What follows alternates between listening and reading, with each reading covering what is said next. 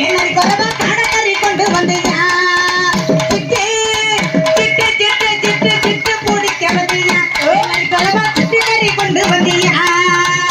சிட்டு பிடிக்க வந்தியா என்னை கொலவா சிட்டுக்கறி கொண்டு வந்தியா அவங்கள பொம்பளை பிள்ளை ஆம்பளை பிள்ளை அழகான ஒரு அமைதியான ஊரு ஆக தாய்மார்கள் கூடலாம் பாத்தியா மச்சான் நல்லா இருக்கு மைக்கு ஆமா. சத்தவோ என்ன சங்கு உதிர மாதிரியே ஒரு சத்தம் வருது சத்யா ஆமா. சத்யா என்று அருமை மச்சான் எனது அருமை புருஷன் அவர்கள் நல்லா தூக்கி இதுல வைக்கவும் காலையில 4 இட்லி 6 இட்லி 3 வடை 6 இட்லி 3 வடை ஆமா இட்லி எதுக்கு வடை எதுக்கு இட்லியை பிணைஞ்சடிக்க வடையை குத்தி சாப்பிட அப்ப எனக்கு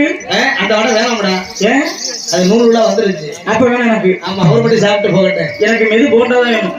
மெது போண்டா